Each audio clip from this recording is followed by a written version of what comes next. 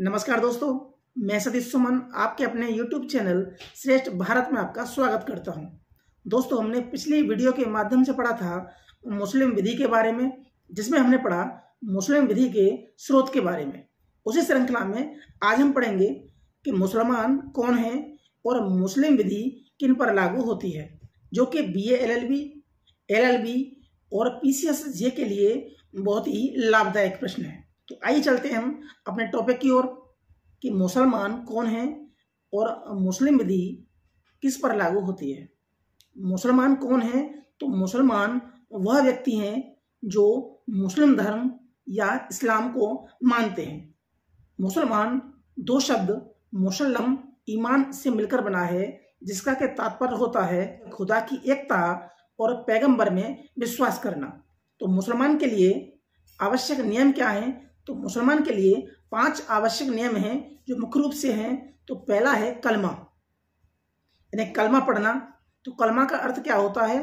तो कलमा का अर्थ होता है ला इलाहा इल्लल्लाह मोहम्मद रसूल अल्लाह, जिसका के अर्थ होता है कि अल्लाह यानी कि ईश्वर एक है और मोहम्मद रसूल अल्लाह यानी कि मोहम्मद रसूल यानी कि दूत अल्लाह के हैं, यानी कि अल्लाह एक है यानी कि ईश्वर एक है और मोहम्मद साहब उस अल्लाह के पैगंबर हैं, यानी कि मैसेंजर ऑफ गॉड है। ठीक है, तो एक है कलमा।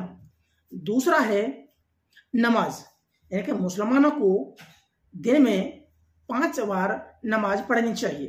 तीसरा है कि मुसलमानों को अपनी आय का कुछ भाग गरीबों में या फकीरों में दान करना चाहिए।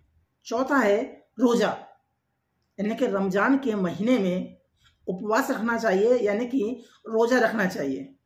5वां है हज करना, यानी कि जीवन में एक बार या वर्ष में एक बार मक्का के दर्शन जरूर करने चाहिए। तो ये 5 नियम हैं जो मुसलमान मानते हैं। शरीयत के अनुसार अगर किसी बच्चे के माँ बाप में से कोई एक मुसलमान है तो यह कहा जा सकता है कि वह बच्चा भी मुसलमान होगा।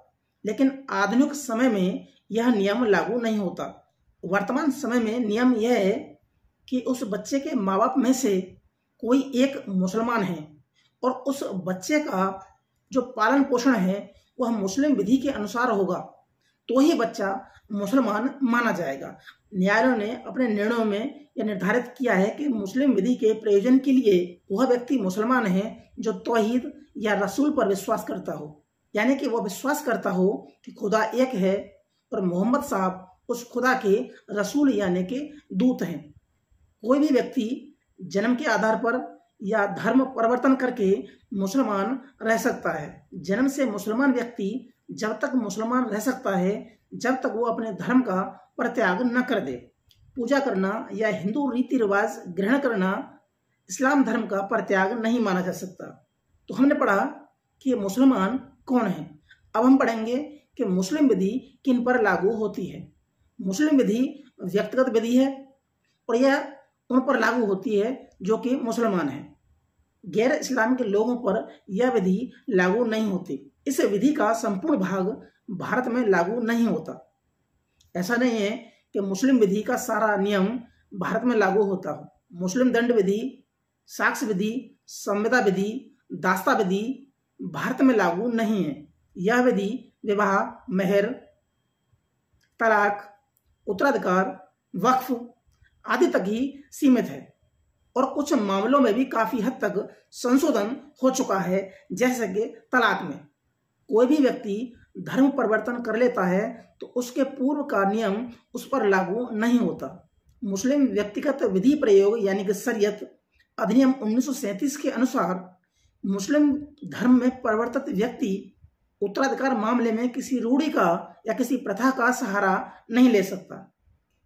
तो आज पढ़ा हमने टॉपिक कि मुसलमान कौन है और मुस्लिम विधि किन पर लागू होती है। तो आज के लिए सिर्फ इतना ही। मिलते हैं हम अगली वीडियो में, तब तक के लिए नमस्कार।